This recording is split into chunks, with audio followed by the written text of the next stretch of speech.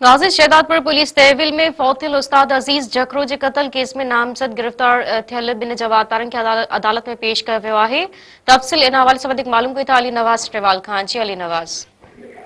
जी बिल्कुल, शहदादपुर की additional session court की अदालत में पुलिस तौहील में फौत थी वियल उस्ताद अज़ीज़ जकरो के कत्ल केस में नामज़द जवाबदार रफ़ीक उजण ऐं नूर अली लाखो के एफआई टीम नवाबशाह पारां पेश कयो वियो आहे, जिते एडिशनल सेशन कोर्ट की अदालत में जज आसिफ चाल वटि पेश कयो वियो आहे, जिते जज आसिफ चाल जवाबदारनि खे 3 ॾींहनि जी रिमांड ते एफआई हवाले कयो आहे।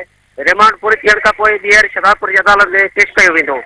मां के वाज़े कंदो हलां त उस्ताद जाम अज़ीज़ जकरो के कत्ल केस में पुलिस ऑफिसर समेत 5 पुलिस एहलकार ते केस दाख़िल आहे, जिन मां 2 पुलिस एहलकार गिरफ्तार आहिनि। एसएचओ गुलाम शबीर दलबाणी हाई कोर्ट कराची मां ज़मानत कराई है।